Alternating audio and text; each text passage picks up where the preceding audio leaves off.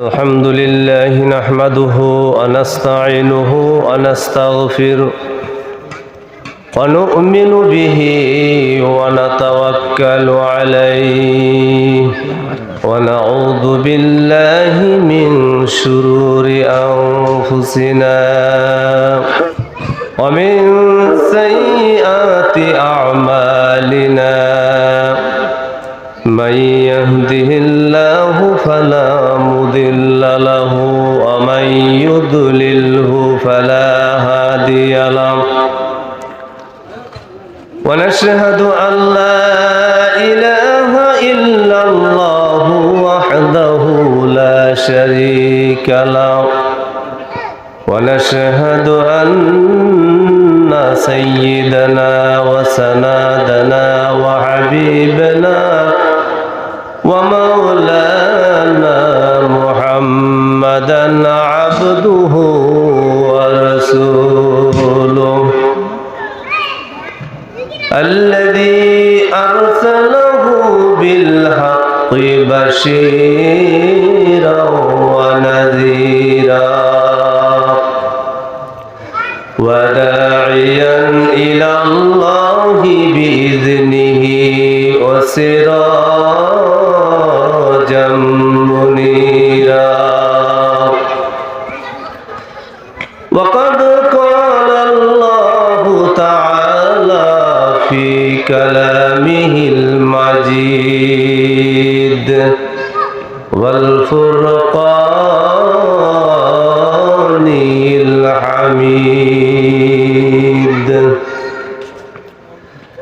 إن الله اشترى من المؤمنين أنفسهم وأموالهم بأن لهم الجنة يقاتلون في سبيل الله فيقتلون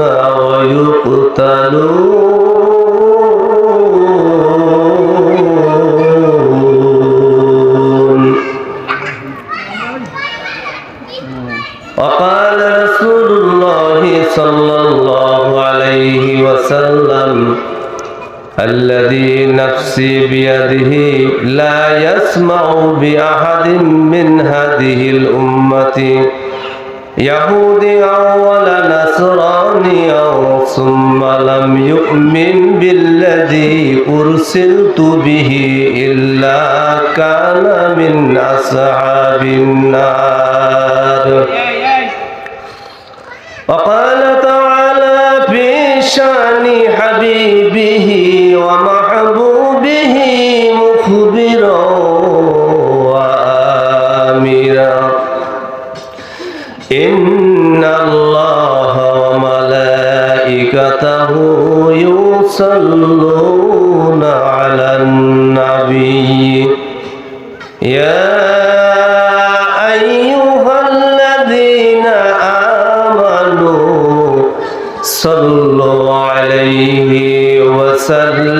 وسلموا تسليما اللهم صل على سيدنا مولانا محمد وعلى آل سيدنا مولانا محمد اللهم صل على سيدنا مولانا محمد وعلى آل سيدنا مولانا محمد بلغ العلا بكماله كشف الدجى بجماله حسنت جميع خصاله صلوا عليه وآله नहीं दो जहां में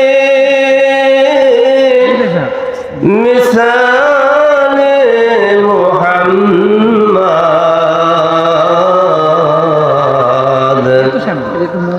जमाले खुदा है कमाले मोहम्मद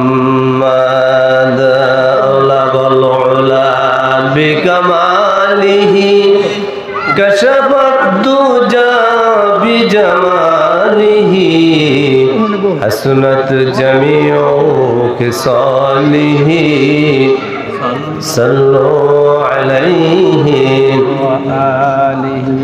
الحمد لمن قدر خيرا وخبالا والشكر لمن صور حسنا وجمالا والشكر لمن صور حسنا وجمالا فرد صمد عن صفة خلق بريئون رب عزلي خلق الخلق كمالا رب عزلي خلق الخلق كمالا لا ضد ولا ند ولا حد لمولاه الآن كما كان ولم يلق زوالا الآن كما كان ولم يلق زوالا कौनैन का मुख्तार खुदा तुमको बनाया कौनैन का मुख्तार खुदा तुमको बनाया उम्मत की निगाहदार खुदा तुमको बनाया उम्मत की निगाहदार खुदा तुमको बनाया ला इलाहा इल्लल्लाह ला इलाहा ला इलाहा इल्लल्लाह ला इलाहा इल्लल्लाह ला इलाहा इल्लल्लाह ला इलाहा इल्लल्लाह ला इलाहा आरो जोरे ला इलाहा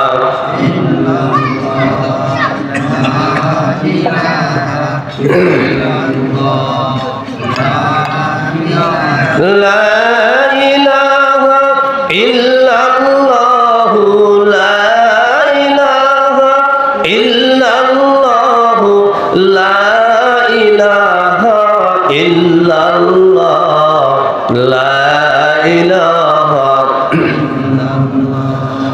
अल्लाह अल्लाह अल्लाह ला इलाहा इल्लल्लाह अल्लाह अल्लाह ला इलाहा इल्लल्लाह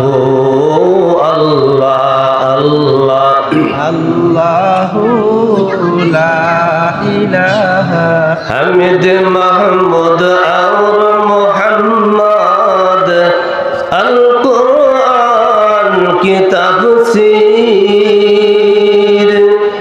हाजिर नाजिर शाहिद कासिम हाजिर नाजिर शाहिद कासिम ऐ सिराजुम मुनीर नबीजी अल्लाह अल्लाह ला इलाहा इल्लल्लाह अल्लाह अल्लाह ला इलाहा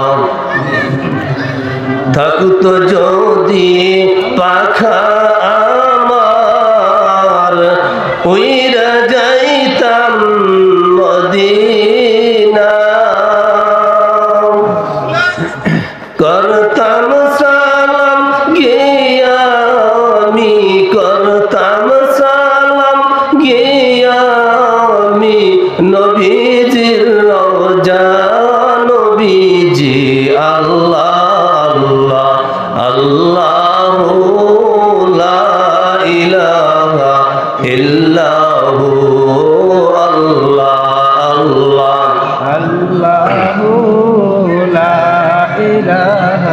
إلا هو মুআজ্জাজ মুহতারাম ওয়াজিবুল ইহতিরাম, সম্মানিত এলাকার মুরব্বিয়ান ইকরাম, অত্র এলাকার এবং দূর দূরান্ত থেকে আগত সম্মানিত ইসলাম পিপাসু মুসলিম তাওহীদি জনতা, আজকের এই আয়োজনের মূল উদ্দেশ্য এলাকার যুবক এবং এই বাড়ির যারা এই আঞ্জামের সাথে সম্পৃক্ত এবং পর্দার অন্ত আড়ালের আমার মা ও বোনেরা, আসসালামু আলাইকুম ওয়া রাহমাতুল্লাহি ওয়া বারাকাতুহু। আপনারা কেমন আছেন সবাই? আলহামদুলিল্লাহ। সবাই ভালো আছেন?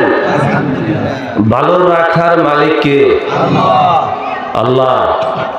আমাদেরকে এখানে আসার তৌফিক কে দিলেন?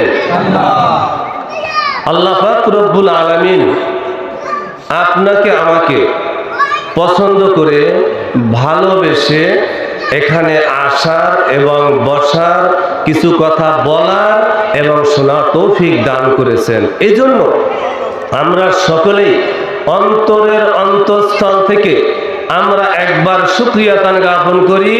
সকলে বলুন আলহামদুলিল্লাহ। আল্লাহ পাক রব্বুল আলামিন আপনাকে আমাকে আশরাফুল মাখলুকাত বানিয়েছেন, এই জমিনে পাঠিয়েছেন খলিফা বানাইয়া। কি বানাইয়া? আল্লাহ পাক রব্বুল আলামিন তিনি মনে মনে চিন্তা করলেন যে আমার জমিনে আমার খলিফারাই জমিনকে পরিচালনা করবে। এই জমিনের মূল মালিক কে? জোরে বলেন। এই হাওয়া, বাতাস, পানি, আলো, এগুলির মালিক কে? যদি আল্লাহ হয়ে থাকে, মূল কর্তৃত্ব কার? আল্লাহ। দেখেন, বর্তমান সময় কোরআনুল কারীমকে আমরা চিনি যে পৃথিবীর শ্রেষ্ঠ গ্রন্থ হচ্ছে আল কোরআনুল কারীম। আচ্ছা, পৃথিবীর এমন কোন মানুষ আছে, সে অন্য ধর্মের হোক, কোরআনুল কারীম যে পৃথিবীর শ্রেষ্ঠ ধর্ম এই কথাটা মানে না, এমন কোন লোক আছে? হ্যাঁ, মুসলিমে আছে। যেটা শুধু লোক নয়, সেটা কাফের। সেটা কি? কাফের। তার কারণ আল্লাহ পাক রব্বুল আলামিন কোরআনে কারীমের মধ্যে তাম পৃথিবীর সমস্ত মাখলুকাতের সমস্ত বিষয় বৃত্তান্ত আল্লাহ কোরআনে কারীমের মধ্যে দান করে দিয়েছেন।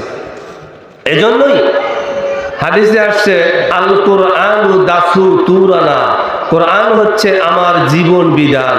জীবন মানে মানুষ যতক্ষণ বেঁচে থাকবে, আর বিধান মানে নীতি বা কানুন। এখন যদি কোরআনকে আপনি আমি জীবন বিধান মানি, তাহলে আপনার আমার জীবনের সমস্ত কাজগুলো কি কোরআন মাফিক হওয়া দরকার না? জোরে বলেন। আসলে আমরা কি সেটা করতে পারছি? পারিনি। আসলে কোরআনে কারীমকে আমরা কতগুলি ভাগে বিভক্ত করে ফেলেছি। সবাই কোরআন মানে, কিন্তু যেই ব্যক্তি কোরআনে কারীম দিয়ে শুধু নামাজ পড়ে, সেই ব্যক্তি কোরআনকে মনে করে এটা শুধু নামাজের জন্যই নাজিল হয়েছে। আসলে ঠিক কিনা? যেই ব্যক্তি তাবিজ লেখে, সেই ব্যক্তি মনে করে কোরআন বুঝি তাবিজের জন্যই নাজিল হয়েছে। যেই ব্যক্তি অর্থবিহীন কোরআনে কারীমকে তেলাওয়াত করে, সেই ব্যক্তি মনে করে কোরআন শুধু তেলাওয়াতের জন্যই নাজিল হয়েছে। অতএব কোরআনে কারীম আমার আপনার জীবনের তথা পৃথিবীর শুরু থেকে শেষ পর্যন্ত তামাম জীবনের, তামাম পৃথিবীর সমস্ত নীতিমালা, নীতি গ্রন্থের নাম হতেছে আল কোরআন। আল্লাহ পাক রব্বুল আলামিন বলেন, ওয়ানাজ্জালনা আলাইকাল কিতাবা তিবয়ানাল লিকুল্লি শাইইন ওয়া হুদাও ওয়া রাহমাতাও ওয়া বুশরা লিল মুসলিমিন।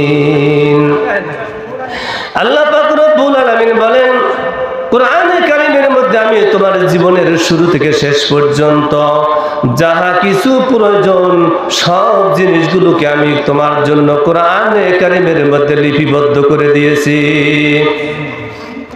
এবার আপনি কোরআনে কারীমকে সামনে নিয়ে প্রশ্ন করতে পারেন, ও কোরআন, এই পৃথিবীতে আসার আগে তুমি কোথায় ছিলে? এটা কি একটা প্রশ্ন। কোরআনে কারীম আপনার প্রশ্নের জবাব দিচ্ছেন, বাল হুয়া কুরআনুম মাজিদুম ফি লাউহিম মাহফুজ। ও প্রশ্নকারী, এই পৃথিবীতে আসার আগে আমি লাউহে মাহফুজে আল্লাহর হুকুমে সংরক্ষিত ছিলাম। আবার প্রশ্ন করতে পারেন, কোরআন, বুঝলাম তুমি লাউহে মাহফুজে ছিলে, এই পৃথিবীতে আসলে তুমি কার সাথে? কোরআন ডেকে ডেকে বলে, নাজালা বিহির রুহুল আমিন। আমি রুহুল আমিনের সাথে এই পৃথিবীতে এসেছি। রুহুল আমিন কে? হযরতে জিবরাইল আলাইহিস সালাম। আমি রুহুল আমিনের সাথে এসেছি। তুমি কার প্রতি নাযিল হয়েছো?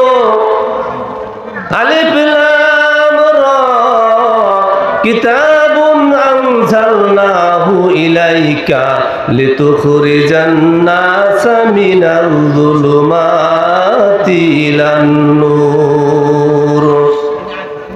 কোরআন স্পষ্ট করে জবাব দেয়, আমি মুহাম্মদুর রাসূলুল্লাহ সাল্লাল্লাহু আলাইহি ওয়াসাল্লামের উপর নাযিল হয়েছি। কেন নাযিল হয়েছো? কি উপকারিতা তোমার নাযিল হওয়ার মধ্যে? কোরআন ডেকে ডেকে বলে, লিতুখরিজান নাসা মিনাল যুলুমাতি ইলান নূর। আমি নাযিল হয়েছি এই জন্য পৃথিবীর জমাট বাঁধা অন্ধকারের মধ্যে অধিকাংশ মানুষ নিমজ্জিত হয়ে রয়েছে।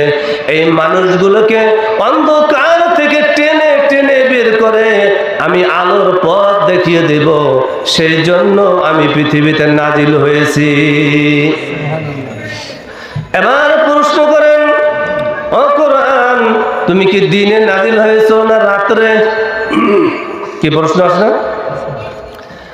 কোরআন শরীফ ডেকে ডেকে বলেন, ইন্না আনজালনাহু ফি লাইলাতুল কদর। আমি লাইলাতুল কদরের রাতে এই পৃথিবীতে এসেছি। এরপরে আবার যদি প্রশ্ন করেন, লাইলাতুল কদরের রাতে তুমি পৃথিবীতে এসেছো, ও কোরআন, আমরা বুঝতে পারলাম তোমার মধ্যে কি আমাদের জীবনের যে সমস্ত কার্যক্রম আছে এইগুলি তোমার মধ্যে আছে কিনা? কোরআনে কারীম ডেকে ডেকে বলে, ওয়ানাজ্জালনা আলাইকাল কিতাবা তিবয়ানাল লিকুল্লি শাইইন ওয়া হুদান ওয়া রাহমাতাও ওয়া বুশরা লিল মুসলিমিন। ও মানুষ, তুমি জন্ম থেকে শুরু করে জান্নাত পর্যন্ত তোমার জীবনে যাহা কিছু প্রয়োজন সব কিছু আমি কোরআনে কারীমের মধ্যে আল্লাহ লিপিবদ্ধ করে দিয়েছেন। কথা বুঝছেন?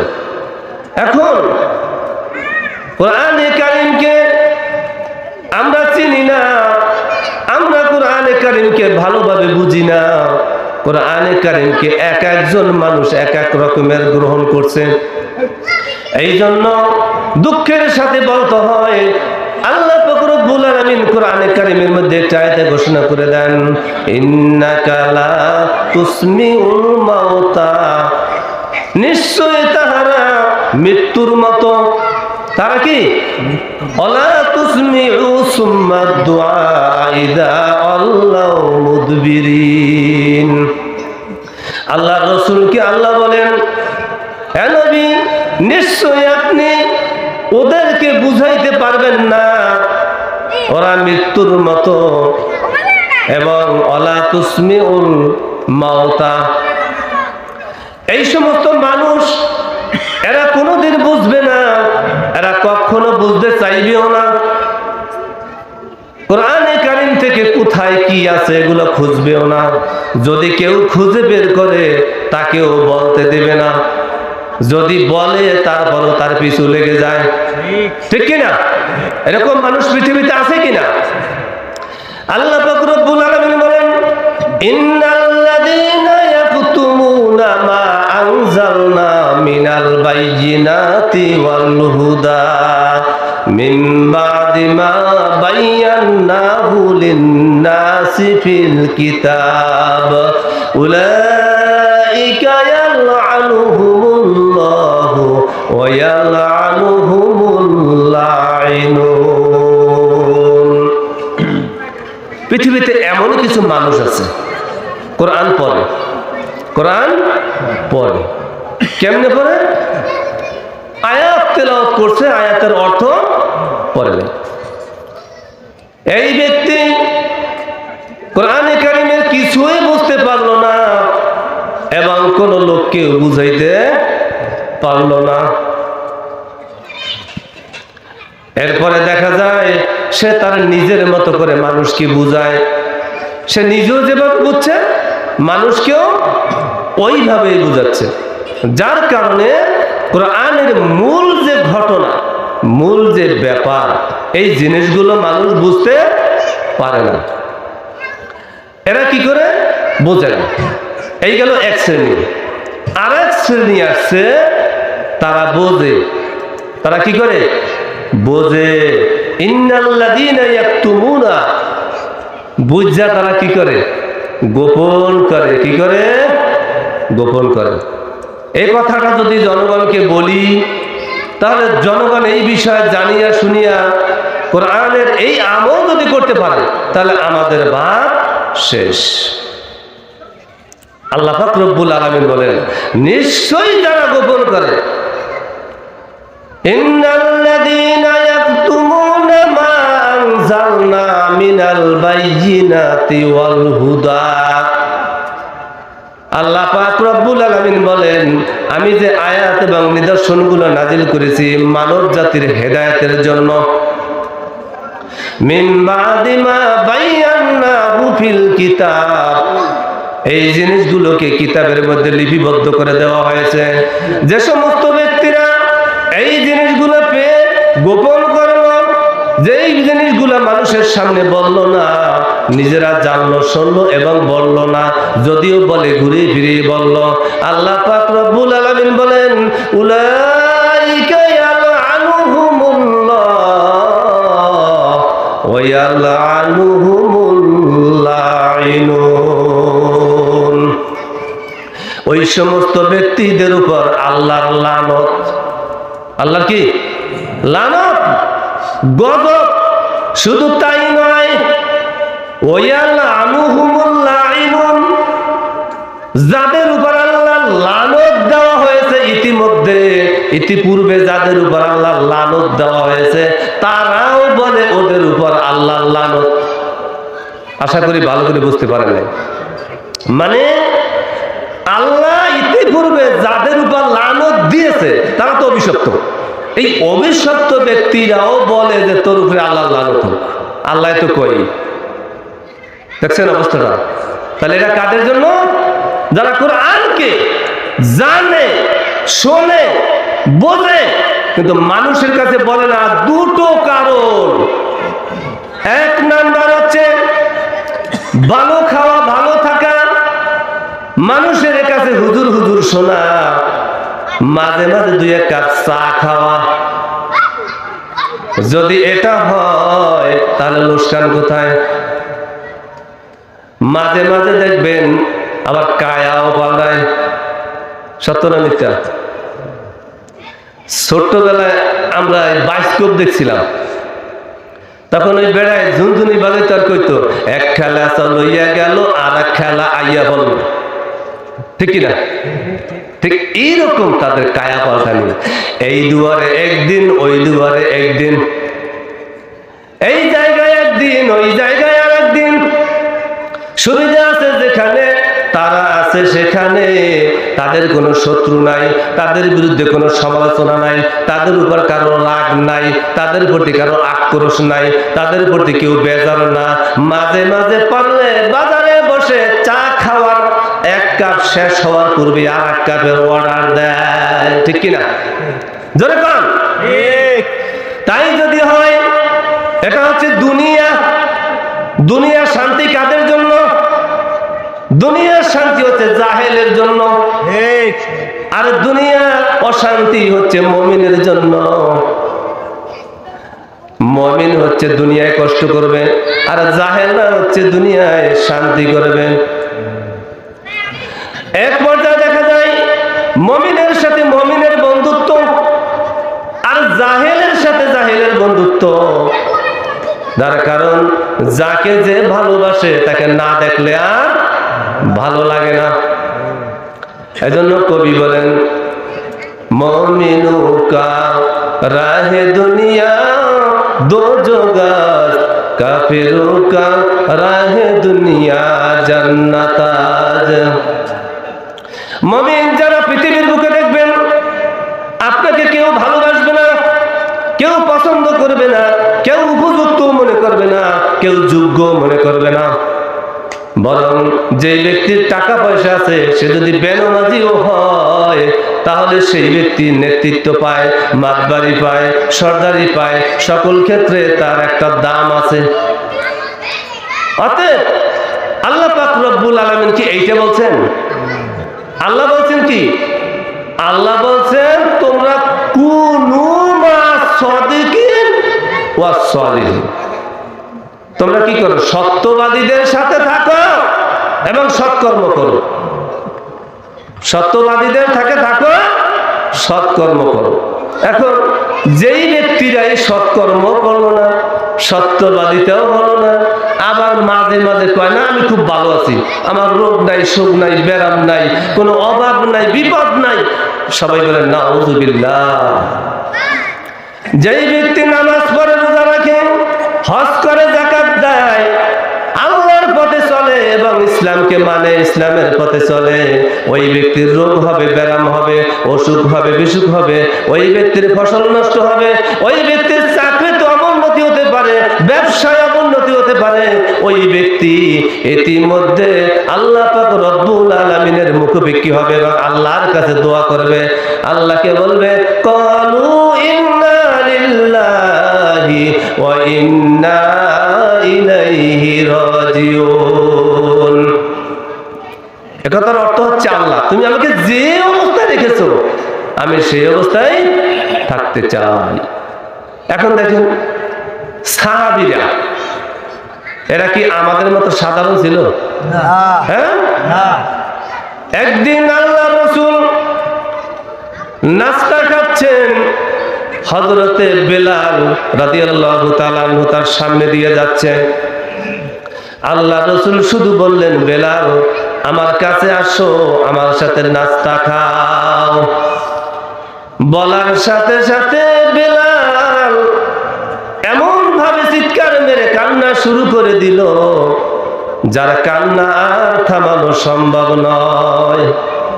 আল্লাহ রাসূল বলেন, বেলাল আমি তো তোমাকে অন্য কিছু বলিনি, আমি বলেছি আমার সাথে নাস্তা খাও।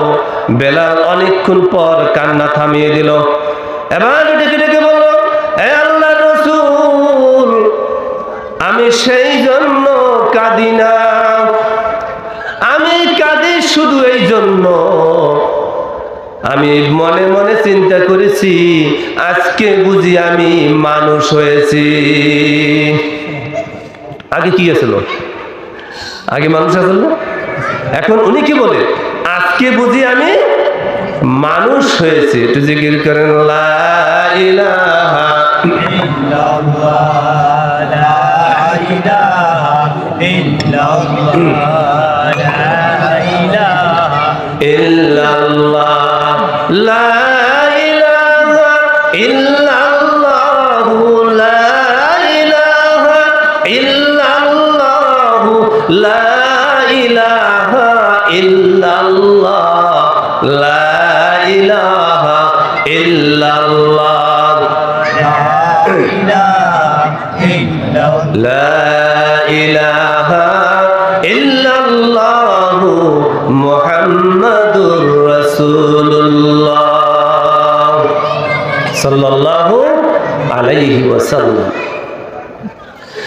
এবার হযরত বেলাল ডেকে ডেকে বলেন, হে আল্লাহর রাসূল, আমি এই কথা এই জন্যই বললাম, আমি যেই মালিকের সাথে ছিলাম, আমার মালিক প্রচন্ড রোদের মধ্যে তিনি উটের উপর বসা থাকতেন, আর আমি উটের লাগাম ধরে পাশ দিয়ে হাঁটতাম।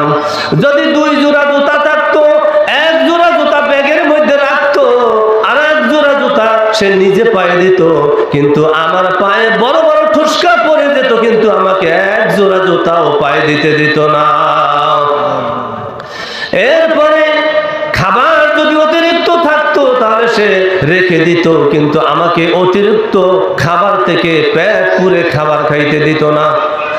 এমনকি সে যখন খাবার খাইতো ততক্ষণে আমি তার কাছে বসে কোনো খাবার খাইতে পারতাম না। আমি খাবার খাইতাম, তার খাবার শেষে যদি অবশিষ্ট কিছু থাকতো সেইটা কখনো আমার পেট ভরতো, আবার কখনো ভরতো না। এবং সমস্ত ক্ষেত্রে তিনি আমার সাথে এমন ব্যবহার করতেন, তাতে আমি মনে করলাম যে আমি বুঝি মানুষ না। কিন্তু দিনের নবী, আপনি যখন আমাকে নাস্তা খাওয়ার জন্য আপনার পাশে ডাকলেন, আজকে আমি মনে করলাম আমি বুঝি মানুষ হয়ে গেছি। এজন্য অতি আনন্দে আমি কেঁদে ফেলেছি গো আল্লাহর রাসূল, এই জন্যই আমি কেঁদে ফেলেছি। এরা কি জীবনে ত্যাগ করছে না? ত্যাগ করছে। হযরতে আবু বকর তাবুকের যুদ্ধের সময় যখন তার খুঁটিটা আল্লাহর রাসূলের হাতে তুলে দিলেন, আল্লাহর রাসূল ইতিপূর্বে সকলকে জিজ্ঞাসা করলেন, ও সাহাবীরা, তুমি কি এনেছো, কি বাসায় রেখে এসেছো? ওই সাহাবীরা বলল, হুজুর চাইরা নিয়ে এনেছি, কেউ বলতো আটা নিয়ে এনেছি, কেউ বলতো 12 আনি এনেছি। আর যখন আবু বকরকে জিজ্ঞাসা করলেন, আবু বকর ডেকে বলে, ইয়া রাসূলুল্লাহ, আমার ঘরে যাবতীয় যা কিছু ছিল খাদ্য খাদক সম্বন্ধে আমি সব কিছু আল্লাহর রাসূলের খেদমতে হাজির করে দিলাম। আমার ঘরে শুধু আল্লাহর তানজুল ছাড়া আর কিছুই নাই। আল্লাহ রাসূল ডাক দিয়ে বললেন, ও সাহাবীরা, তোমরা শোনো, আজকের যারা আমার সামনে তাবুকের যুদ্ধের জন্য দান করেছো, আজকের দানের মধ্যে সবচেয়ে বড় দান হয়েছে আমার আবু বকরের। সুবহানাল্লাহ। অতএব আবু বকরের আগে হযরতে ওসমান 15,000 সুন্দর ঘোড়া এবং ঢাল, তরোয়াল এবং খাদ্য খাদকের ভার বহন করেছেন। সুবহানাল্লাহ। কয় হাজার? 15,000। হাদিস শরীফে আছে, আল্লাহ রাসূল বলেই ফেলেছেন, ওসমান রে, আমি কি তোমার কাছে জান্নাত বিক্রি করে ফেললাম? কথা বলছেন। ইসলাম কি এত সুন্দর ওনাদেরকে চেনছে এমনি এমনি। दुनिया ये सदाकत में तेरा नाम रहेगा, बेलाल तेरा नाम से इस्लाम रहेगा, बेलाल तेरा नाम से इस्लाम रहेगा। दुनिया ये सदाकत में तेरा नाम रहेगा, दुनिया ये सदाकत में तेरा नाम रहेगा, अबू बकर तेरा नाम से इस्लाम रहेगा, सिद्दीक तेरा नाम से इस्लाम रहेगा। दुनिया ये मुअद्दिल में तेरा नाम रहेगा, उस्मान तेरा नाम से इस्लाम रहेगा, उस्मान तेरा नाम से इस्लाम रहेगा। सुबहानाल्लाह। শুধু তাই নয়, মসজিদে নববীর সামনে হযরতে উসমান রাদিয়াল্লাহু তাআলা আনহু দিন গিয়া দেখেন রাসূল করিম সাল্লাল্লাহু আলাইহি ওয়াসাল্লাম দুই চোখের পানি ছেড়ে কাঁদতেছেন। জিজ্ঞাসা করলেন, ইয়া রাসূলুল্লাহ, আপনি কাঁদছেন কেন? আল্লাহ রাসূলের কান্না আরো জোরে বেড়ে গেল। আবার জিজ্ঞাসা করলেন, ইয়া রাসূলুল্লাহ, আমি আপনার সাহাবী ওসমান। এর পূর্বে কিন্তু আলী, উমর এবং হযরতে আবু বকর এই তিনজন আল্লাহ রাসূলের কান্না থামাতে পারেননি। তারা পরামর্শ করে হযরত ওসমানকে পাঠিয়েছেন, তুমি একটু দেখো নবীজির কান্না থামাতে পারো কিনা। আল্লাহ রাসূল ওসমানের মুখের দিকে তাকিয়ে বলে, ওসমান, তুই কি পারবি আমার কান্না থামাতে?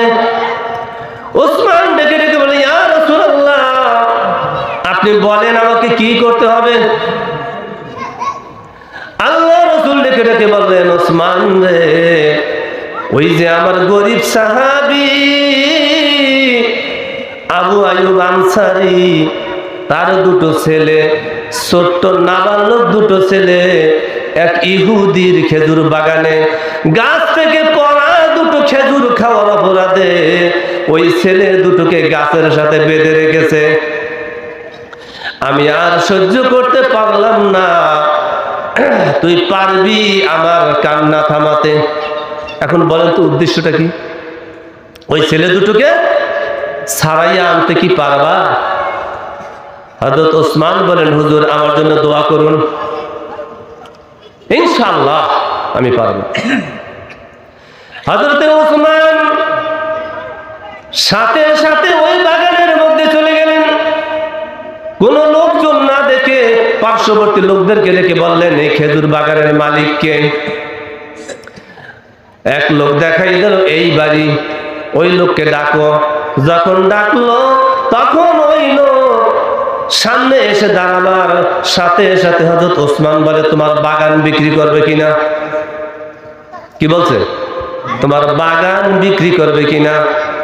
এই প্রশ্ন করার সাথে সাথে ইহুদি বলল, হ্যাঁ, বাগান বিক্রি করব। কত চাও?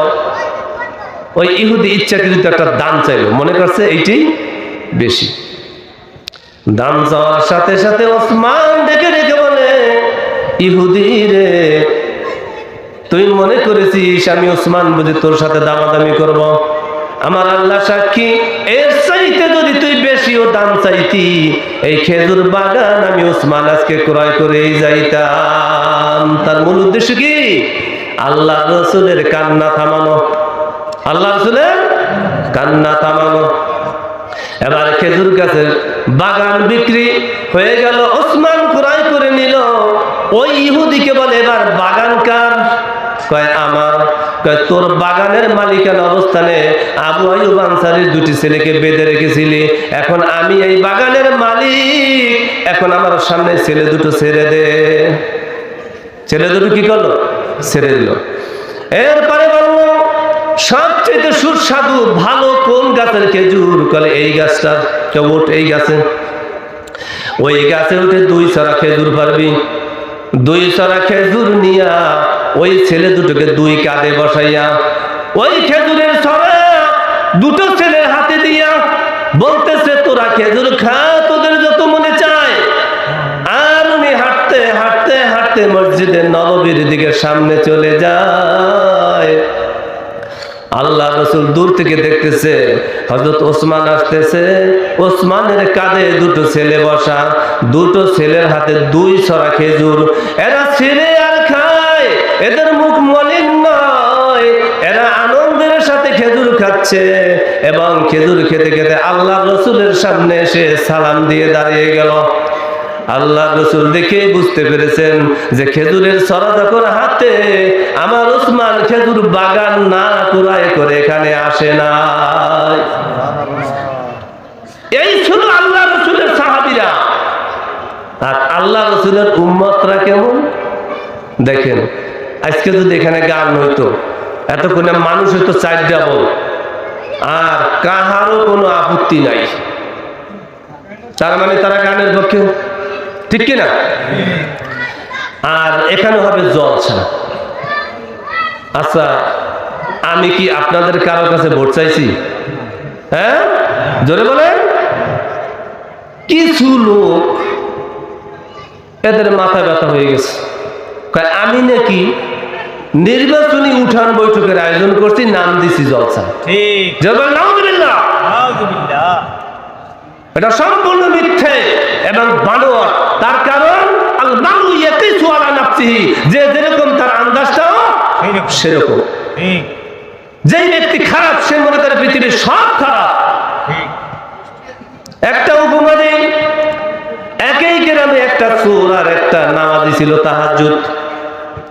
রাত্র প্রায় 3টা, তাহাজ্জুদ তলে ওযু করার জন্য ঘাটে গেল।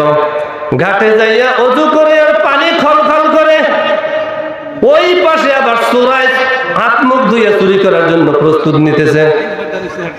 এখন চোর ডেকে রেখে বলে, আল্লাহ গো, এই এলাকায় আমি একাই চুরি চামারি করছি, খাইছি, ভালোই যাচ্ছিলাম, আমার মনে হয় নতুন আর এক চোরের উৎপত্তি হয়ে গেছে, আমার তো বাক কমে গেছে।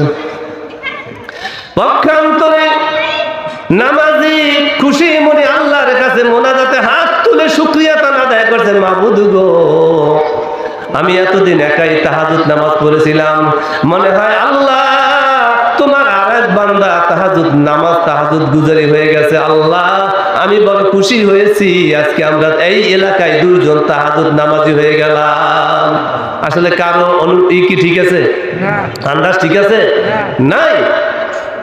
তবে হ্যাঁ, ভালো ব্যক্তি ভালোর জন্য যদি নিয়াত করেন এটা ভালো, কিন্তু খারাপ ব্যক্তি এমনিই খারাপ, তার ন্যায় তো খারাপ।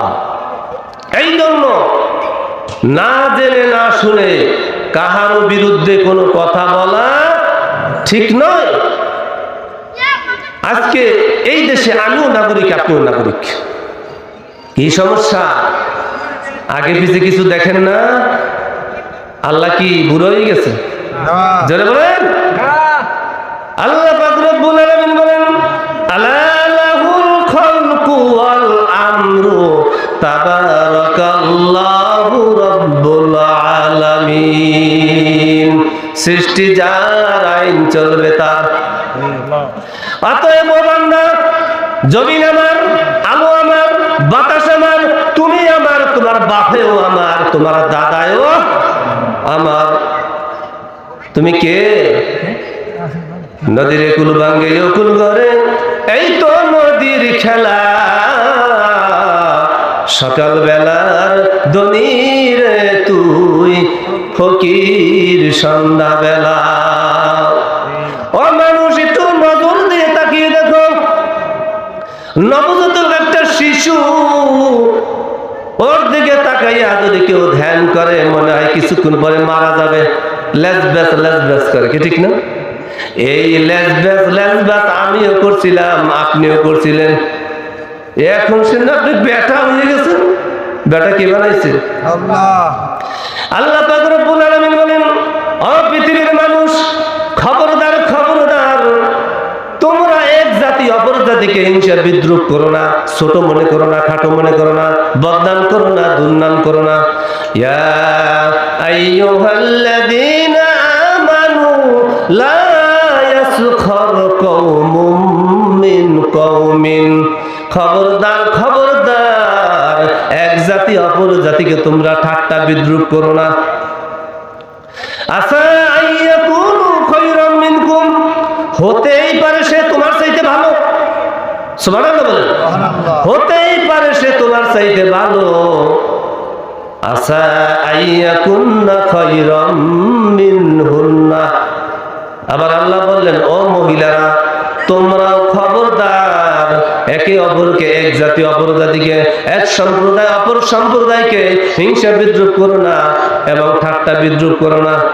আসা আইয়াকুন্না খায়রাম মিনহুন্না, হতেই পারে সে তোমার চাইতে উত্তম। ওয়ালা তালমিজু আনফুসাকুম ওয়ালা তানাবাজু বিল আলকাব। আল্লাহ পাক রব্বুল আলামিন বলেন, ও পৃথিবীর মানুষেরা, আমি পৃথিবীতে যখন তোমাদেরকে পাঠাইলাম, এই পৃথিবীর বুকে জমিন আল্লাহর, আমরা কার? জোরে বলেন, আমরা কার? আমরা হুকুম মানবো কার? আমরা কি হুকুম মানছি? জোরে বলেন, হুকুম কি মানছি? আমরা হুকুম মানি কার? এমন ব্যক্তিকে আমরা হুকুম মানি, এমন ব্যক্তিকে আমরা নেতা মানি। আজকের এই জায়গায় আমি কিছুক্ষণ পূর্বে ইমামতি করলাম, এরপরে এখন আলোচনা করতেছি। এমন নেতা আছে নামাজ নিজেই পড়তে জানে না, ইমামতি তো দূরের কথা, কোরআন হাদিসের দিকে কোনো খবর নাই। বয়ান বক্তব্য করার পর নামাজের টাইম হয়ে গেল, শ্রোতাদেরকে বলে আপনারা নামাজে যান, আর উনি একটা দোকানের পিছনে যাইয়া চেন খুলে দিয়া দাঁড়াইয়া দাঁড়াইয়া কি করতে আছে আপনারাই ভালো জানেন। তার সাথে আরেকটি কাজ করতেছে, একটা মজার জিনিস খাইতেছে, আমাদের জন্য না, কিন্তু নাউজুবিল্লাহ ওনার জন্য। কি? সিগারেট। যা না খাইলে নাকি পায়খানা ক্লিয়ার হয় না। এটা কিছু লোকেরা কয় কিনা, এটা যদি পায়খানা ক্লিয়ারের ঔষধ হইতো তাহলে হুজুররা না খাইয়া পেট ফুললে মরতো না? হুজুররা পেট ফুললে মরতো না? লেট্রিনে বসে কিছু খাওয়া আর ওইটা খাওয়া কি দুই? আবার উপরে দেখতে লেখা আছে স্বাদে গন্ধে অতুলনীয়। তার মানে কি? স্বাদে গন্ধে অতুলনীয়। ওইটা হচ্ছে স্বাদ আর নিচেরটা হয়েছে গন্ধ, দুইটা মিললে কি হয়েছে? অতুলনীয়। বলে নাউজুবিল্লাহ। তো এখন আমার বক্তব্যের মূল উদ্দেশ্য এটাই যে আল্লাহর কোরআন থেকে যারা পড়াশোনা করছে, আল্লাহর কোরআন যারা জানছে, এমন ব্যক্তি কি ভুল করতে পারে? পারে? একথা কার? আল্লাহ। আল্লাহ পাক রব্বুল আলামিন বলেন আতামুরুনান নাসা বিল বিররি ওয়া তানসাউনা আনফুসাকুম ওয়া আনতুম তাতলুনাল কিতাবা আফালা তাকিলুন। ও বান্দা, তুমি যে মানুষকে উপদেশ দিচ্ছ, তুমি যে মানুষের কাছে বয়ান করছো, তুমিও তো কিতাব পড়ো। আফালা তাকিলুন, তুমি কি অনুধাবন করো নাই? তাহলে তুমি এই জিনিসটা মানো না কেন? অধিকাংশ আলেম আছে, যেই আলেমরা ওয়াজ যখন করে তখন মনে হয় যেন বজগুবি আলাইহিমুস সালাম, লাগে যেন জান্নাত থেকে পালাইয়েছে। ওরে বাবা রে! আসলে আল্লাহ কি দেখবে? আপনার অন্তর। আল্লাহ কি দেখবে? আপনি কতগুলি নামাজ পড়ছেন, কত টাকা দান করেছেন, কত টাকা সদকা করেছেন, এই জিনিসগুলো কিন্তু আল্লাহ দেখবেন না। আল্লাহ পাক রব্বুল আলামিন আপনার তাকওয়া দেখবেন, আপনার অন্তরের মধ্যে কি আছে, আন্তরিক পবিত্রতাগুলি আল্লাহ পাক রব্বুল আলামিন দেখবেন। আজকে তুমি কোরআনের বিরোধিতা করেছো। আচ্ছা, কোরআনের সবচেয়ে বড় বিরোধিতা কে করছিল? আবু জাহেল। অর্থাৎ আবু জাহেলের ইতিহাস জানেন? বিরোধিতা করছে কিসের? কোরআনের। অতএব কোরআনের বাণীগুলো ওর কাছে এত সুন্দর লাগতো, রাতের বেলায় আমার নবীর ঘরের বেড়ার পাশে দাঁড়িয়ে দাঁড়িয়ে কোরআনে কারিমের তেলাওয়াতগুলো শুনতো। শুনিয়া যখন যায়, দেখা হয়েছে উতবা সাহেবা, আবু সুফিয়ান, আবু লাহাব এদের সাথে। এখন চার নেতা এক জায়গায়, এখন কয় স্যার আমরা নাই কিছু বুঝি না, আমরা আইছি, আপনি আইছেন কা? আপনি যে বড় লিডার। কয় বেটা একটু ভালো শোনায়, এই জন্য আসলাম। তবে একটা কাজ কর, আগামীকাল আর কেউ আইস না। আমরা যদি এরকম আসি আর যদি সবাই জানে, আমাকে আর কেউ নেতা মানবে না। পক্ষান্তরে পরের দিন আবার ওই নেতারা একসাথ হয়ে আবার দেখা হয়ে গেল। কখন? শোনার শেষে। আবার আবু জাহেল বলে তোমরা আজকেও এসেছো? স্যার আপনিও তো আইছেন। কাহা ঠিক কইছো। তার মানে উনি হয়তো বেশি কিছু তার বলা যায় না। এবার বলতেছে যে খবরদার, তোরা কোরআনে কারিম শুনবি না। যদি কানে আঙ্গুল দিয়ে রাখো, যদি তাও না করো, তাহলে কানের মধ্যে কিছু ঢুকিয়ে দিবি, তুলা ঢুকিয়ে দিবি। তাহলে কোরআনে কারিম তেলাওয়াত তো না শোনা লাগে। আমি এই আয়াতটা এখন তেলাওয়াত করছি না এই জন্য যে আয়াতটা শুনলে আপনাদের সিজদা দেওয়া লাগবে। কি লাগবে? এটা একটা সিজদার আয়াত। এজন্য আমি বাংলা কথাটি বলে দিই যে ওদের ভাষা হচ্ছে কোরআন শুনবিও না, শুনতে দিবিও না। এটা কার দল? আবু জাহেলের দল। আবু জাহেলের রক্ত পৃথিবীতে আছে না? আছে, আছে, অনেক পরিমাণে আছে। আজকে দেখেন কোরআনে কারীম থেকে সঠিক কথা, উচিত কথা যদি কেউ বলতে যায় তার পিছনে লাগছে। হাটে ঘাটে মাঠে সমস্ত জায়গায় এসএমএস তৈরি গেছে। কথা বুঝেন নেই? আমি এই যে খলিফা বাড়ির মসজিদে আলোচনা করে আসছি, সেটা এমন ভাইরাল হয়েছে, আমি তো বলছি ওখানে আমার একটা কথা যদি তুমি কোরআন থেকে মিথ্যা প্রমাণ করে দিতে পারো তার জবাবদাহি করবে ইনশাআল্লাহ। কই আজকে তো অনেক দিন হয়ে গেল, কেউ তো আসে না। তো আমার প্রশ্ন একটাই যে কোরআনে কারীমকে আমরা মানি কারা কারা? একটু হাত তোলেন তো। কোরআনে কারীম, হাত নামা। কোরআনে কারীমকে যদি কেউ না মানে সে কি? কাফের। আচ্ছা, যদি কেউ কোরআন পড়ে, কোরআন পড়ায়, কোরআন মানুষকে শোনায়, অর্থাৎ সে ওই কোরআনের আদেশ এবং নিষেধ মানে না, তাহলে সে কি? এইটাও একটা কাফের। কথা বুঝতে পারছেন? মানে যে কোনো প্রকারই আপনি কোরআনকে অমান্য করবেন সে কি? কাফের। তাহলে এখন দেখা যায় যে আপনি যদি জেনারেল কোনো অবস্থানে নেতৃত্ব দেন, আপনার যা কিছু করবে কোনো সমস্যা নেই। গান করবেন, বাদ্য করবেন, নর্তকী আনবেন, নাচাইবেন, গাওয়াইবেন, কোনো সমস্যা নেই। কিন্তু ওয়াজ নসিহত হইলে, ওয়াজ হইবে না, জলসা হইবে না, উঠান বৈঠক হইবে না, নির্বাচনী সভা হইবে। আচ্ছা, আপনি আমরা কি বাংলাদেশের নাগরিক না? এই দেশের নির্বাচন শুরু হচ্ছে কার্যক্রম। এই নির্বাচনে আমরা সবাই ভোটার না? হ্যাঁ, ভোট দেওয়ার অধিকার আমাদের আছে না? ধর্মীয় প্রচার প্রচারণা, ধর্মীয় অনুষ্ঠান আমাদের করার অধিকার আছে না? আছে। অতএব আমাদের দেশের মানুষ তারা আসলে যা বই তো পড়ে না, বই পড়ে না, কিতাবও পড়ে না। ওয়াজ নসিহতের এত জুলুম যারা করে গেল তাদের সংবিধানেই দেখেন, the constitution of Bangladesh, constitution of Bangladesh 41 or 1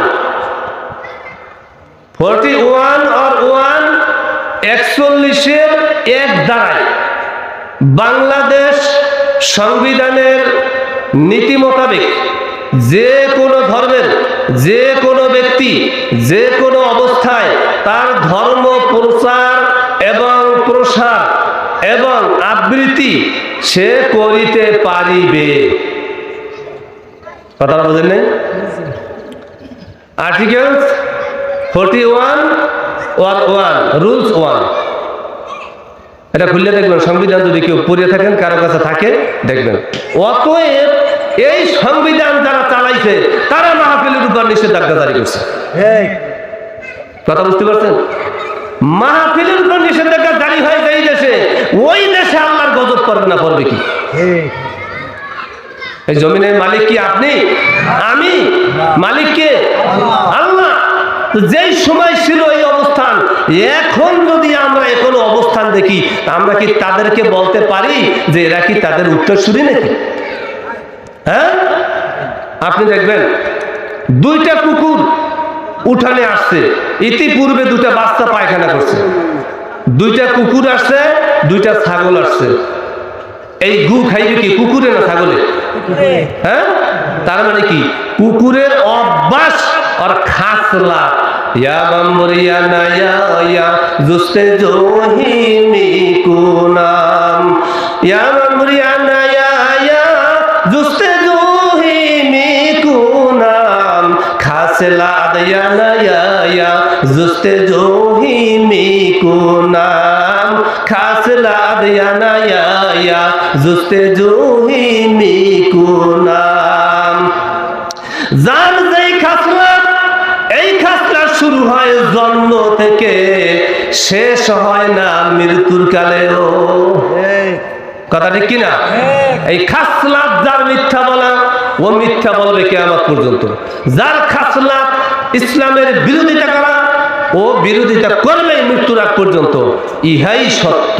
তাই আমরা চিনাক্ত করতে চাই কোন ব্যক্তি ইসলামকে মনে প্রাণে ভালোবাসে। আপনি বলেন তো, ইসলাম আল্লাহ পাক রব্বুল আলামিন ইসলামকে আল্লাহ আমাদের জন্য শ্রেষ্ঠ দিন হিসেবে মনোনীত করেছেন। কি করছেন? শ্রেষ্ঠ দিন হিসেবে। এখন এই ইসলাম মানে কি? একটা নীতিমালা, একটা ধর্ম, একটা আদেশ। কার আদেশ? আল্লাহর আদেশ। ইসলাম যিনি জীবনে মরণে মানে, এই ব্যক্তি কি? মুসলিম। মানে ইসলামকে যে মানছে সে হইল মুসলিম। এখন ঈমান, ঈমান অর্থ কি? বিশ্বাস, শুধুমাত্র বিশ্বাস। এই বিশ্বাস যদি হয় কোন ক্ষেত্রে? বিশ্বাস কথাটা যে কোনো ক্ষেত্রে হতে পারে। উনি চোর, আমি বিশ্বাস করি, এটাও বিশ্বাস। উনি তাহাজ্জুদ গুজারি, আমি বিশ্বাস করেছি, এটাও বিশ্বাস। আল্লাহ এক, আমি বিশ্বাস করছি, এটাও বিশ্বাস। কিন্তু এটা কি? ঈমান ও পর্যন্তই, ওই পর্যন্ত বিশ্বাস শেষ। কিছু কিছু লোকেরা অনেক সময় বলে, কয় ঈমানদার, ঈমানদার না হইলে বেহেশতে যাওয়া যাবে না। আসলে কি কথাটা সত্য? দলিল যে আল্লাহই দেন, আমরা আল্লাহর কাছ থেকে দলিলটা নেই। আমি যদি বলি আপনি মনে করতে পারেন আমি ওই কথার বিরোধিতা করি, ঠিক না? আল্লাহ পাক রব্বুল আলামিন বলেন, ইয়া আইয়ুহাল্লাযীনা আমানুত্তাকুল্লাহা হাক্কা তুকাতিহি ওয়া লা তামুতুন্না ইল্লা ওয়া আনতুম মুসলিমুন। আল্লাহ কি বললেন খেয়াল করছেন? হে ঈমানদারগণ, তোমরা আমি আল্লাহকে ভয় করো এবং খবরদার মুসলমান না হইয়া তোমরা মরিও না।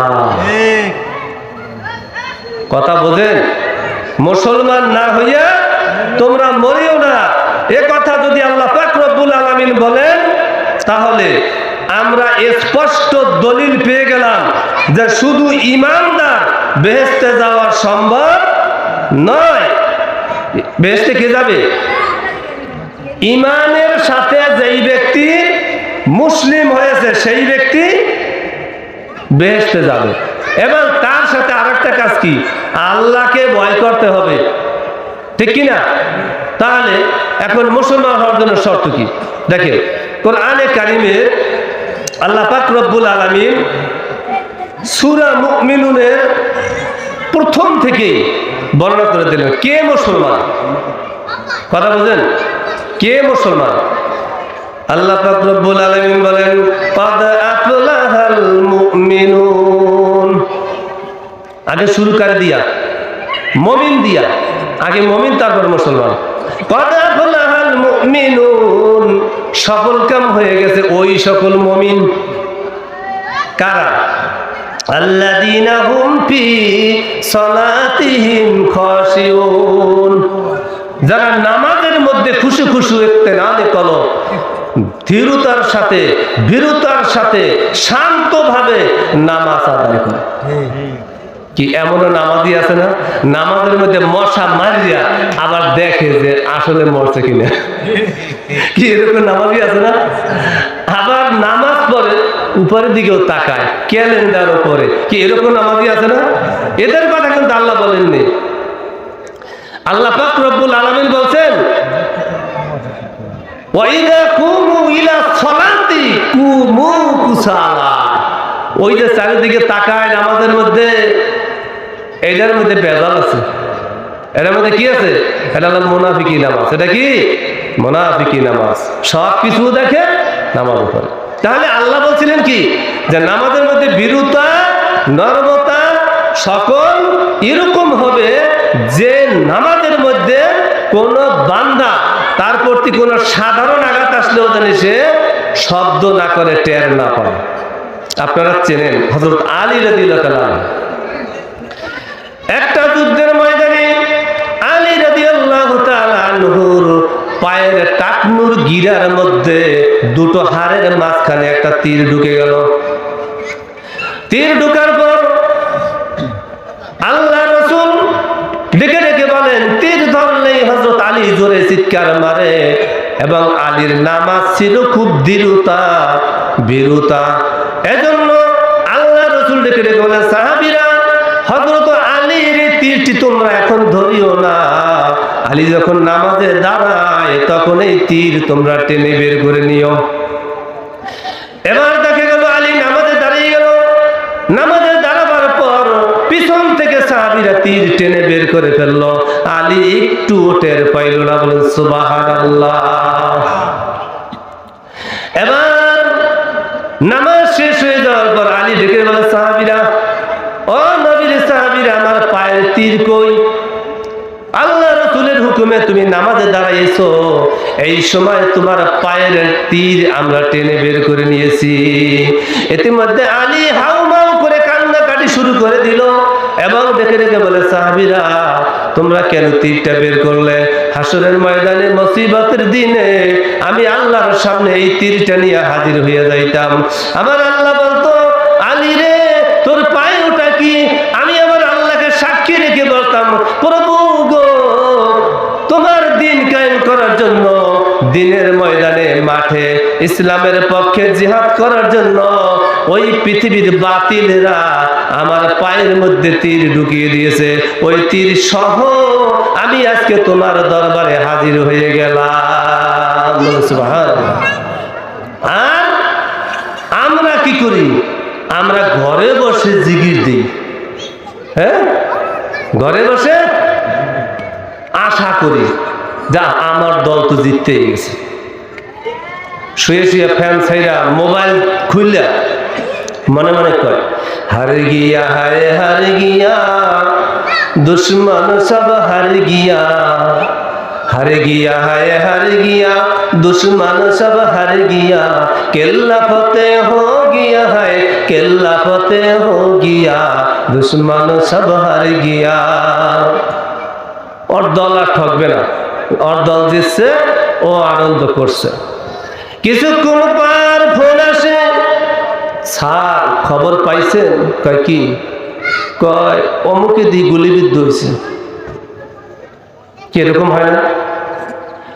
যেমন মনে করেন দিনের পথে কথা বলতে গিয়ে, হক কথা বলতে গিয়ে, বাতিলের পক্ষে কথা বলতে গিয়ে, আজকে দেখেন আমার বরিশালের অহংকার, সারা বাংলার গর্ব, ওই যে একটা ছেলে বাংলাদেশের একজন মেধাবী ওসমান হাদি সরাসরি তার সামনে দাঁড়িয়ে মাথার উপর গুলি করে গেল।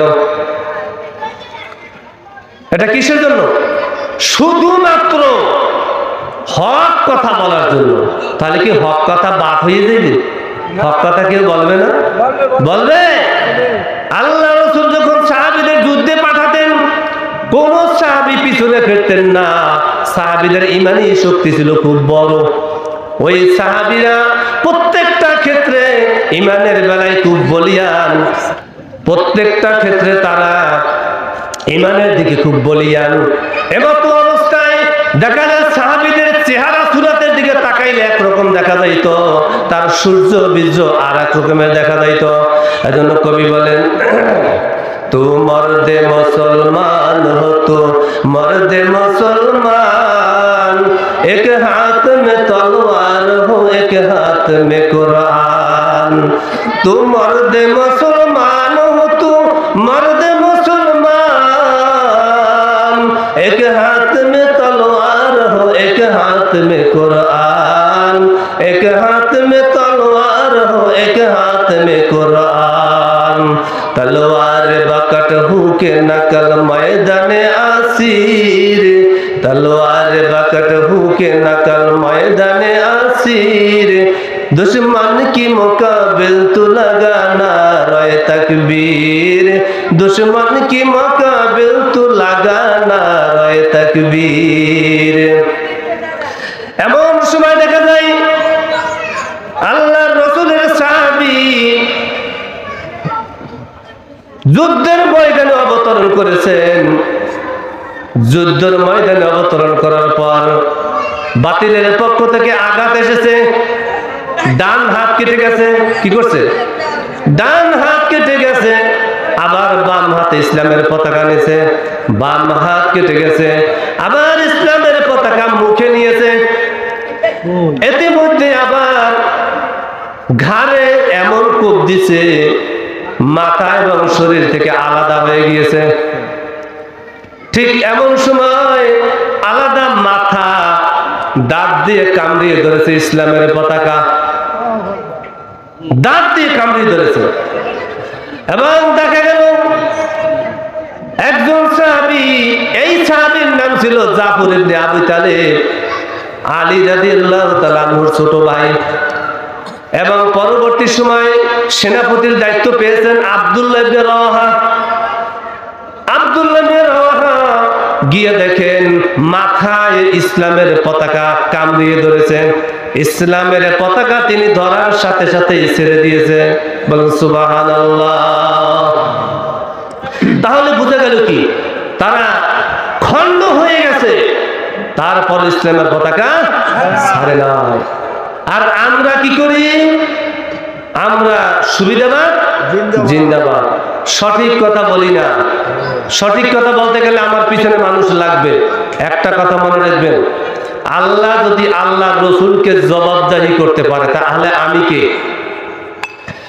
আল্লাহ পাক রব্বুল আলামিন বলেন, ইয়া আইয়ুহান নাবিয়্যু বাল্লিগ মা উনজিলা ইলাইকা মির রাব্বিক ওয়া ইল্লাম তাফআল ফামা বাল্লাগতা রিসালাতাহু আল্লাহু ইয়াসিমুকা মিনান নাসি ইন্নাল্লাহা লা ইউহিব্বুল কাফিরিন। আল্লাহ পাক রব্বুল আলামিন বলেন, ও নবী, আপনি যদি আমার হুকুম, আমার ওহীর খবরগুলো যদি মানুষের কাছে পৌঁছিয়ে না দেন, তাহলে আমি মনে করব আপনি আমার ওহীর প্রতি বিশ্বাস করেন নাই, আমি আল্লাহর হুকুমকে পালন করেন নাই।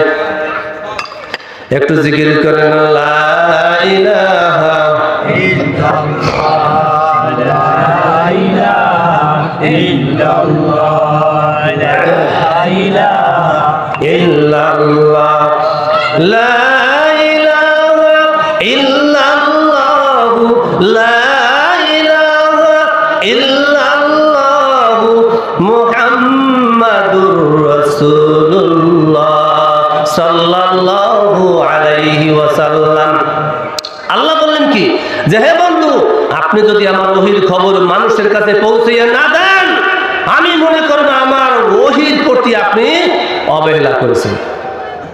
আল্লাহু ইয়াসিমুকা মিনান নাস, আপনি কি মানুষকে ভয় পান? মানুষ থেকে আমি আপনাকে রক্ষা করব। বলেন সুবহানাল্লাহ। আল্লাহ রাসূলকে রক্ষা কি করছে? আল্লাহ। আর আপনি জেনে রাখুন, নিশ্চয়ই আমি কাফের সম্প্রদায়কে ভালোবাসি না। অতএব এই পৃথিবীতে দেখা যায় অধিকাংশ মানুষ দ্বীনের পথে আছে, ইসলামের পথে আছে, নামাজ পড়ে, রোজা রাখে, সব কিছু করে, অতঃপর দেখা যায় সেই ব্যক্তির কথা এবং সাপোর্ট ইসলামের বিপক্ষে। ওমান আযলামু মিম্মান ইফতারা আলাল্লাহিল কাযিবা ওয়া হুয়া ইউদআ ইলাল ইসলাম আল্লাহু লা ইয়াহদিল কওমাল যালিমিন। আল্লাহ পাক রব্বুল আলামিন বলেন, যেই ব্যক্তি দ্বীনের দিকে আগত হলো, দ্বীনের মধ্যে প্রবেশ করলো, দ্বীনের লেবাস ধারণ করলো, মানুষের কাছে দ্বীনী হিসাবে পরিচিত হলো, এরপরেও যদি ওই ব্যক্তি ইসলামের বিরোধিতা করে, ওর চাইতে জালেম আর কে হতে পারে? হ্যাঁ, অন্য আয়াতে আল্লাহ বলেন, যেই ব্যক্তি তার সামনে আমার কোরআন থেকে বয়ান করা হয়েছে, সে প্রমাণ পেয়েছে, এরপরে ওই ব্যক্তি সবকিছু জানা শোনা বোঝার পরেও ইসলাম থেকে মুখ ফিরিয়ে নিয়েছে, আল্লাহ পাক রব্বুল আলামিন বলেন, ওর চাইতে বড় জালেম আর কি হতে পারে? আমি ওদেরকে দেখে নেব। বলো নাউজুবিল্লাহ। আল্লাহ যদি আমি ওকে দেখে নেব, ওর উপায় আছে? ওর 14 গোষ্ঠীর উপায় আছে? কাফেররা কি মনে করে, আরে ফু দিলাম আর ইসলামের বাতি নিভে গেল। ইউরিদুনা লিউতফিউ নূরাল্লাহি বিআফওয়াহিহিম আল্লাহু মুতিম্মু নূরিহি ওয়ালাউ কারিহাল কাফিরুন। আল্লাহ পাক রব্বুল আলামিন বলেন, ও বান্দারা তোমরা মনে রাখো, যদি কোনো ব্যক্তি মনে করে মুখের ফু দিয়ে ইসলামের আলো নিভিয়ে ফেলবে, এটা পৃথিবীর কোন কাফেরের পক্ষে সম্ভব নয়। এটা শুধু কাফেরের অভিমত, কাফের ছাড়া কেউ এই কথা বলেও না। এই জন্য আমরা সবাই সব সময় একটা জিনিস মনে রাখবো, আমরা কি? আমরা মুসলিম। আমরা মুসলিম। কি করে মুসলিম হইলাম? ইসলাম মানিয়া আমরা মুসলিম হইলাম। এরপরে আসেন তৃতীয়বারের মতো, ওয়াল্লাযীনা হুম আনিল লাগwi মুরিদুন। আল্লাহ পাক রব্বুল আলামিন বলেন, ওই সমস্ত ব্যক্তিরা যারা সাধারণ কোন জিনিস টেনে হিসেবে বড় করে না, তারাই সঠিক মুমিন। তেমন একটা জিনিস অল্পতে মিট করে দেওয়া যায়, ওইটাকে টানাইয়া হিসড়িয়ে বলাইয়া অনেক বড় তারা করে না, সংক্ষেপে মিটমাট করে দেয়। এরপরে বলা হচ্ছে ওয়াল্লাযীনা হুম লিয-যাকাতি ফাইলুন। দেখা যায় আমাদের দেশে মানুষ ঠিকমতো যাকাত দেয়, ঠিক কিনা? 50 লক্ষ টাকা যদি যাকাত হয়, সেখানে 5 লক্ষ টাকা যদি দিয়া বাম হাতে ওই অঙ্কটা 30 লক্ষ বানাইয়ে নিয়ে আসে, ঠিক না? যদি কেউ বাংলাদেশের বড় ধনী সাব্যস্ত হয়ে যায়, যদি জানতে পারে সাথে সাথে ফোন দেয়, স্যার আমার বড় ধনী হওয়ার দরকার নেই, কমিয়ে দেন। তার মানে যাকাত দিবে না। যাকাত হচ্ছে জরিমানা। এই যাকাত যারা সঠিক মতো দেবে তারাই হচ্ছে সঠিক মুমিন। এরপরে আসেন আল্লাহ পাক রব্বুল আলামিন বলেন, আল্লাযীনা হুম লিফুরুজিহিম হাফিজুন। যারা লজ্জা স্থানের হেফাজত করে তারাই হচ্ছে সঠিক ঈমানদার। কথা বুঝতে পারছেন তো? ইল্লা আলা আজওয়াজিহিম আও মা মালাকাত আইমানুহুম ফাইন্নাহুম গায়রু মালুমিন। তবে এটা নিজের স্ত্রীদের বেলায় নয়, নিজের স্ত্রীর বেলায় এই কথা নয়। আল্লাহ কিন্তু স্পষ্ট বলে দিয়েছেন। এখন হেফাজত এমন ভাবে করেন না যে স্ত্রীও বেজার হয়। কথা বুঝতে পারছেন তো? আপনার উপর যেরকম ইসলামের হুকুম আসছে সেরকম।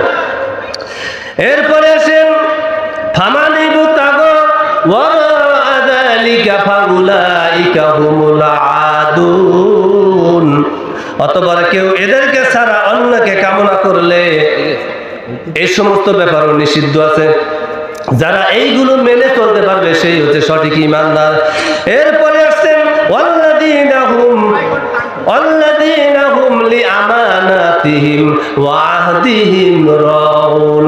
যারা আমানতদারি পরিপূর্ণ করে। এমনও ঘটনা বাংলাদেশে আছে, আমানত রাখতে গিয়ে ওই ব্যক্তির দ্বারা হত্যাও হয়ে গেছে, ঠিক কিনা? আমানত রাখছে কেউ জানে না, ওই আমানত আর ফেরত পায় নাই। অতএব আল্লাহ পাক রব্বুল আলামিন ওটা বলেননি, তিনি বলেছেন আমানতদারি যেন আমানত সঠিকভাবে ফেরত দেয়। ওয়াল্লাযীনা হুম আলা সালাওয়াতিহিম ইউহাফিজুন। সর্বশেষ 7 নম্বরে বলা হচ্ছে যে সমস্ত ব্যক্তিরা নামাজের হেফাজত করে। কি করে? নামাজের হেফাজত করে। কেমনে নামাজের হেফাজত হবে? পবিত্রতা, ভালো পোশাক, ওয়াক্ত মতো নামাজ পড়া, নামাজের ঘরকে পরিচ্ছন্নতা রাখা এবং সম্মিলিতভাবে জামাতের সাথে নামাজ পড়া এবং সকল বিষয়ে নামাজের জন্য যাহা কিছু প্রয়োজন তার সুব্যবস্থা করা, এগুলি হচ্ছে নামাজের হেফাজত। এই 7টা কাজ যখন হয়ে গেছে, করছে কারা? মুমিনেরা। করছে কারা? মুমিনেরা। এবার দেখেন আল্লাহ পাক রব্বুল আলামিন কি বলেন, উলাইকা হুমুল ওয়ারিসুন। তারাই হচ্ছে ওয়ারিস, অংশীদার। কারা? মুমিন কারা? ওয়াল্লাযীনা ইয়ারিসুনাল ফিরদাউসা হুম ফিহা খালিদুন। ওই মুমিনদেরকে আল্লাহ পাক রব্বুল আলামিন বলেন ওরাই হচ্ছে অংশীদার। কিসের অংশীদার? ওরা হচ্ছে আমার জান্নাতুল ফিরদাউসের অংশীদার। তাহলে আল্লাহ পাক রব্বুল আলামিন আপনাকে আমাকে কত সুন্দর করে জীবন যাপন করাইলো। আমার কোনো অভাব নাই, আপনার কোনো অভাব নাই। আল্লাহ আপনার আমার শরীরকে অক্ষতভাবে তৈরি করলেন, চক্ষু কান সব কিছু দিলেন। এরপর আমরা সত্যকে সত্যের মতো দেখি না, আমরা দিনকে দিনের মতো দেখি না, আমরা সব কিছু করি উল্টা পাল্টা। এবং আমরা এমন কথা বলি যে কথাগুলো দিনের বিরুদ্ধে যায়, ইসলামের বিরুদ্ধে যায়, কোরআনের বিরুদ্ধে যায়। আল্লাহ পাক রব্বুল আলামিন বলেন আমার যে বান্দা, সেই বান্দা শুধু আমার হুকুম পালন করবে। বলেন কার হুকুম? আল্লাহর হুকুম। আর যে আল্লাহর হুকুম পালন করে না, তার মধ্যে দুইটা কারণ। যদি ইচ্ছাকৃত পালন না করে এটা কাফের, আর যদি কোনো সমস্যার কারণে পালন না করিয়া থাকে সেটাই আলামুল্লাহ, আল্লাহ ভালো জানেন, মাফ করবেন না রক্ষা করবেন। এখানে আমাদের কিছু বলা নাই, আমাদের বলার অতটুকু হাদিস শরীফে যা আসছে ওই নির্দেশগুলো আমরা মানুষের কাছে শুনিয়ে দেব। তবে মনে রাখবেন প্রত্যেকটা মানুষ হাসরের ময়দানে জিজ্ঞাসিত হবে আপনি কার প্রশংসা করছেন। সেই ব্যক্তি যদি জালেম হয়ে থাকে, সেই ব্যক্তি যদি পাপিষ্ঠ হয়ে থাকে, তাহলে আল্লাহ পাক রব্বুল আলামিন হাসরের ময়দানে আল্লাহর কাছে জবাবদারি করতে হবে। ইযা মুদিয়াল ফাসিকু গাদিবা রাব্বু তাআলা ওয়া ইহতিজ্জাতি লিল আরশ। যখন কোন পাপিষ্ঠ, কোন জালেম ব্যক্তির প্রশংসা করা হয়, তখন আল্লাহ পাক রব্বুল আলামিনের রাগে গুসায় আসমানগুলো থরথর থরথর করে কাঁপতে শুরু করে দেয়। আল্লাহ রাসূল বলেন আল্লাযী নাফসি মুহাম্মাদিন বিয়াদিহি লা ইয়াসমাউ বি আহাদুম মিন হাযিহিল উম্মতি ইয়াহুদিয়ান ওয়ালা নাসরানিয়ান সুম্মা লাম ইউমিন বিল্লাযী উরসিলতু বিহি ইল্লা কানা মিন আসহাবিন নার। আল্লাহ রাসূল বলেন যেই ব্যক্তি জীবদ্দশায় আমি নবীকে পেয়েছে অথবা আমি নবীর কিতাবকে পেয়েছে, ওই ব্যক্তি যদি আমার প্রতি বায়াত না হয়, ওই ব্যক্তি যদি আমার প্রতি ইত্তেবা না করে, ওই ব্যক্তি মুসলিম হোক, ইহুদি হোক, নাসারা হোক, যেই জাতি হোক না কেন, ইল্লা কানা মিন আসহাবিন নার, ওই ব্যক্তি হচ্ছে জাহান্নামী। জোরে বলেন নাউযুবিল্লাহ। আমরা কি জাহান্নামী হইতে চাই? আমরা কি চাই? আমরা আল্লাহর জান্নাত চাই। আল্লাহ পাক রব্বুল আলামিন আমাদেরকে জান্নাত দিবেন, এটাই আমরা আশা করি। আমরা যেন জান্নাত পাওয়ার মতো আল্লাহর কাছে এই তৌফিকটুকু আল্লাহ ইনায়েত করেন। আমরা সকলে বলি আমিন। আল্লাহ পাক রব্বুল আলামিন আমাদের জীবনে এমন কোন ইবাদত দেননি, এমন কোন অর্ডার দেননি যা আপনার আমার পক্ষে করা সম্ভব নয়। তাহলে আপনি আসেন, গরিব ব্যক্তিকে কি আল্লাহ কোরবানি দিতে কইছে, হজ করতে কইছে, যাকাত দিতে দিছে? তাহলে স্পষ্ট বুঝে নেবেন আল্লাহ পাক রব্বুল আলামিন হিসাব করে আপনার আমার প্রতি হুকুম দিয়েছেন। আমরা যদি সেই হুকুম পালন করতে পারি, তাহলে হাসরের ময়দানে আল্লাহ এবং আল্লাহ রাসূলের সামনে দাঁড়িয়ে আমরা ক্ষমার বার্তা পাব। দেখেন, একজন মুমিন আর একজন মুমিনবিহীন লোক, দুজনকে দিয়ে আপনি দেখেন, যদি কোনো মুমিন ব্যক্তি কোনো ক্ষমতা পায়, কোনো ভার পায়, কোনো দায়িত্ব পায়, আল্লাহ পাক রব্বুল আলামিন বলেন ওই মুমিন ব্যক্তি চারটি কাজ করবে। কি করবে? আল্লাযীনা ইম্মাক্কান্নাহুম ফিল আরদি আকামুস সালাতা ওয়া আতাউয যাকাতা ওয়া আমারু বিল মা'রুফি ওয়া নাহাউ আনিল মুনকার ওয়া লিল্লাহিল আকিবাতুল উমুর। যদি কোনো মুমিন ব্যক্তি কোনো দায়িত্ব ক্ষমতা পায়, ওই ব্যক্তির নাম ওই ব্যক্তি যাকাত কায়েম করে ফেলবে, ওই ব্যক্তি সৎ কাজের আদেশ দিবে, ওই ব্যক্তি অসৎ কাজের নিষেধ করবে। জোরে বলেন, সৎ কাজের আদেশ করা আর অসৎ কাজের নিষেধ করা ফরজ, ঠিক কি না? এখন এটা যদি আপনি না করেন তাহলে এটা আপনার ব্যর্থতা, আমি যদি না করি এটা আমার ব্যর্থতা। আমি মনে করব যে এটা আল্লাহর হুকুম, আল্লাহর হুকুম যাই হোক না কেন সাধ্য মতো পালন করতেই হবে। যদি কোনো ব্যক্তি পালন না করে সেই ব্যক্তি কি আমি বলতে চাই, আপনারাই বলেন কি? নামাজ যদি না পারে কি হয়ে যায়? কি বলে আল্লাহ রাসূল বললেন, যেই ব্যক্তি ইচ্ছাকৃত নামাজকে ছেড়ে দিল সেই ব্যক্তি কাফের। মান তারাকা সালাতা মুতাআম্মিদান ফাকাদ কাফারা ফাহুয়া বিহাল কাফিরু ওয়া হালালুদ দাম। কিন্তু দেখেন, আমরা নামাজ তো পড়ি না, রোজা তো রাখি না, বরং আমরা লক্ষ্য রাখি যে কোন জায়গায় কোন ব্যক্তি হক কথা বলছে, বেঁচে তার পিছনে কথা বলেন নেই। আপনি মনে রাখবেন, একটা মুমিন ব্যক্তি যদি হক কথা, কোরআনের কথা, হাদিসের কথা, দ্বীন ইসলামের কথা, দ্বীন ইসলামের পক্ষে কথা বলার জন্য যদি কোনো ব্যক্তি হত্যা করে, সেই ব্যক্তি যেন তামাম পৃথিবীর সমস্ত মুমিনকে হত্যা করে ফেলেছে। ঠিক। আবার এর পুরস্কার আছে।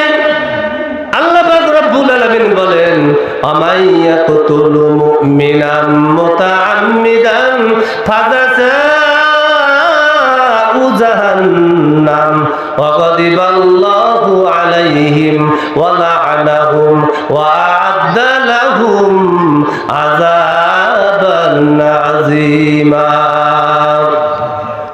আল্লাহ পাক রব্বুল আলামিন বলেন, যদি কোনো ব্যক্তি অনার্থক খালি খালি কোনো ব্যক্তিকে হত্যা করে ফেলে, ওই ব্যক্তি যদি ইসলামের লোক হয়ে থাকে, ওই ব্যক্তি যদি ইমানদার হয়ে থাকে, ওই ব্যক্তি যদি নির্দোষ হয়ে থাকে, তাহলে ওই যেই ব্যক্তি হত্যা করলো তার প্রথম পুরস্কার হচ্ছে জাহান্নাম। কি?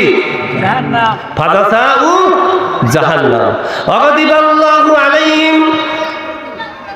আল্লাহ পাক রব্বুল আলামিন দ্বিতীয় পুরস্কার দিলেন, তিনি তার প্রতি বেজার। বলেন তো, আল্লাহ যদি কারোর প্রতি বেজার হয় তাহলে অর্ধশাটা কি? গাদিবাল্লাহু আলাইহিম ওয়া লা'নাহুম, তার প্রতি আল্লাহর লানত, ওয়া আ'আদ্দা লাহুম আযাবান আযীমা, এবং তার জন্য কষ্টদায়ক জাহান্নামের শাস্তি প্রস্তুত করা হয়েছে। তাহলে এই ব্যক্তি যদি কোরআন পড়তো তাহলে 500 কোটি টাকা দিয়ে কারোর মাথায় গুলি করে দিতে পারতো? যারা বলেন এর কোরআনের জ্ঞান নেই, যার কারণে এমন একটি কাজ একটা মানুষ করতে পারে। তো সর্বোপরি কথা হচ্ছে, আমরা যদি জান্নাত চাই তাহলে আমাদের কি করতে হবে? আল্লাহর হুকুম এবং রসুলের আদেশ পালন করতে হবে। আল্লাহ এবং রসুলের ইত্তেবা করতে হবে, রসুলের হুকুম পালন করতে হবে। কার? আল্লাহ। তাহলে আল্লাহ পাক রব্বুল আলামিন আপনাকে আমাকে পরিপূর্ণভাবে দ্বীন ইসলামকে মানিয়া শুনিয়া জানিয়া পালন করার তৌফিক দান করুন। সকলে বলুন আমিন। আল্লাহ পাক রব্বুল আলামিন, আল্লাহ পাক রব্বুল আলামিন আপনাকে আমাকে এই মুহূর্তের জলসার থেকে আপনার আমার জীবনের গুনাহ খাতাগুলি মাফ করে দিন। সকলে বলুন কি আমিন।